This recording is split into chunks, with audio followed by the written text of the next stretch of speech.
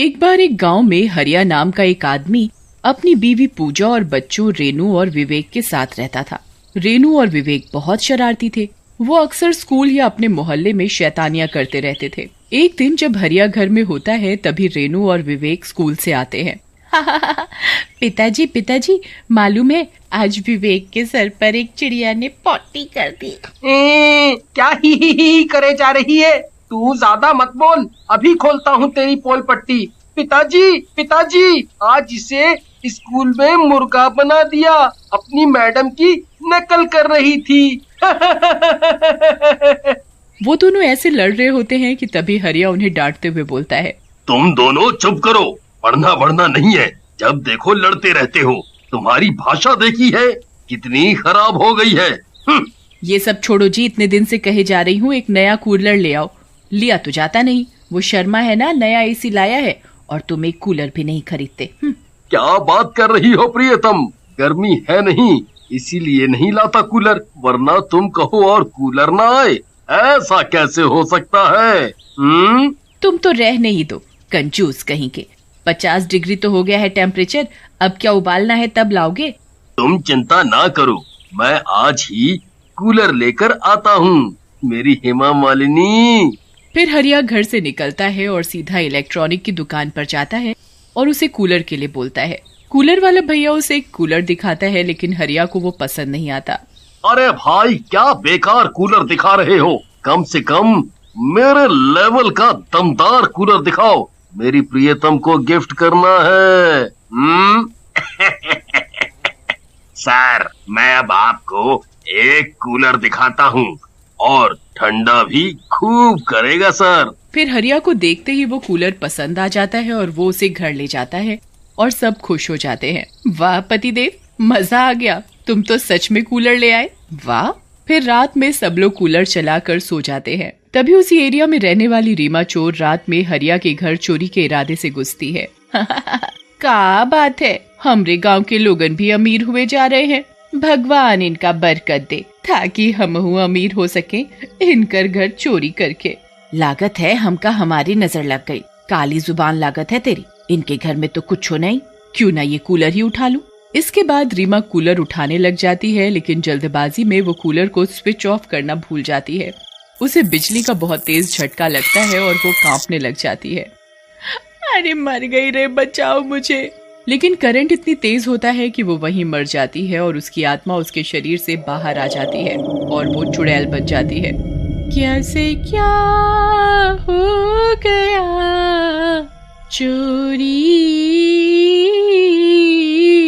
करते हुए, कैसे क्या हो गया चोरी करते हुए। उसके बाद रीमा चुड़ैल उस कूलर के अंदर घुस जाती है। अगले दिन हरिया और उसके घर वालों को रीमा की लाश मिलती है। अरे ये तो रीमा चोर है, औरत होकर भी चोरी करती है ये। ओहो, और ये यहाँ कैसे मरी पड़ी है? मुझे लगता है इस कूलर से करंट लगकर ये मर गई है, इस कूलर को बाहर ही फेंक दो, मनहूस हो चुका है अब ये। फिर हरिया गांव के और लोगों को बुला लेता है और फिर गांव वाले मिलकर रीमा का अंतिम संस्कार कर देते हैं और हरिया भी कूलर को गांव के बाहर फेंक आता है। रात होते ही चुड़ैल बाहर आ जाती है और शिकार की तलाश में घूमने लगती है। तभी वहाँ एक शराबी आ जाता है।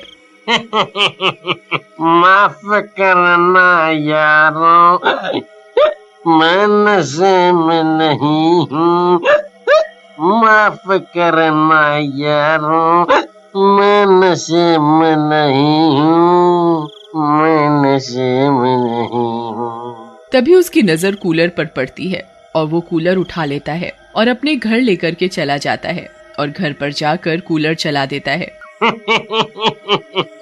वाह वाह वाह, लाइफ हो तो अपन के जैसी, मस्त दारू फिर फ्री की ठंडी हवा, आज तो लग रहा है अपनी भगवान है। तभी चलते कूलर में से चुड़ैल बाहर आ जाती है। मजा आ गया, ठंडी ठंडी हवा में शिकार करूंगी।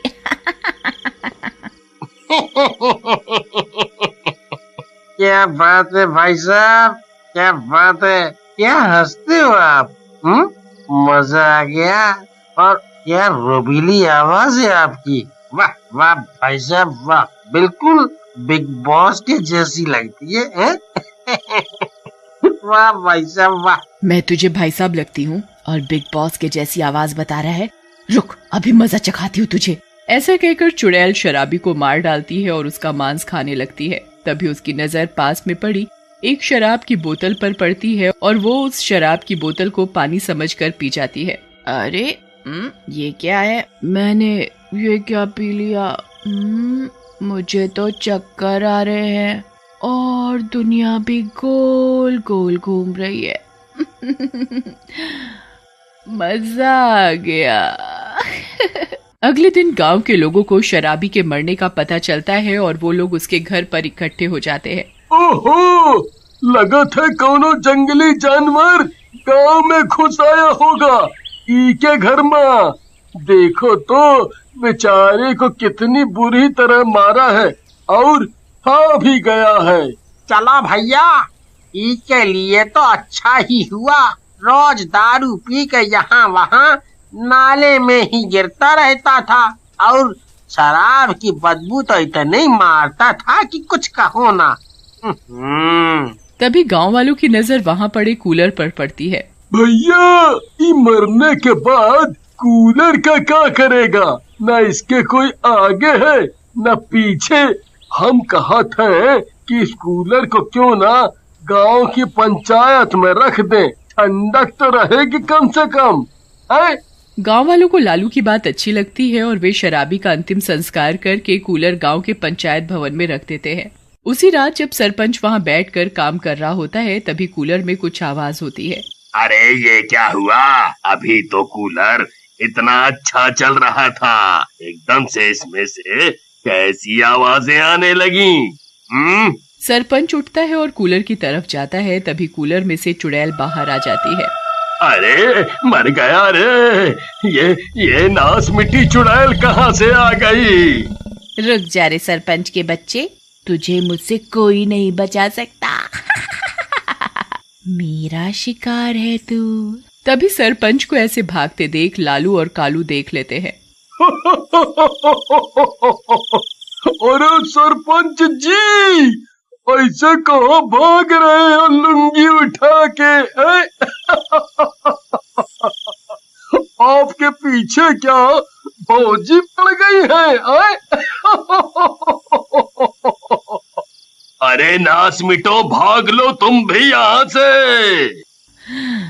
यहाँ तो 3 शिकार हो गए। एक तो पकड़ में आ ही जाएगा। चुड़ैल को देख लालू और कालू भी भागने लगते हैं। सही कहे सरपंच भैया, ये तो मौत है हम तीनों की। अरे भागो रे भागो, अपनी अपनी जान बचा कर भागो। अरे भागो। तीनों भागते भागते गांव के मंदिर के पास पहुंच जाते हैं। लालू जोर से पुजारी जी को आवाज लगाता है। ओ पुजारी जी, पुजारी जी, जल्दी बाहर आवा हो, जल्दी आवा, नहीं तो आज सरपंच जी और हम लालू और कालू तीनों गए। जल्दी आवा पुजारी जी। लालू के चिल्लाने से पुजारी जी बाहर आ जाते हैं। क्या हुआ ललुआ, काहे चिल्ला रहा है, क्या बात है? फिर लालू पुजारी जी को सारी बात बताता है, जिसे सुनकर पुजारी जी मंदिर के अंदर चले जाते हैं। तभी चुड़ैल वहाँ आ जाती है।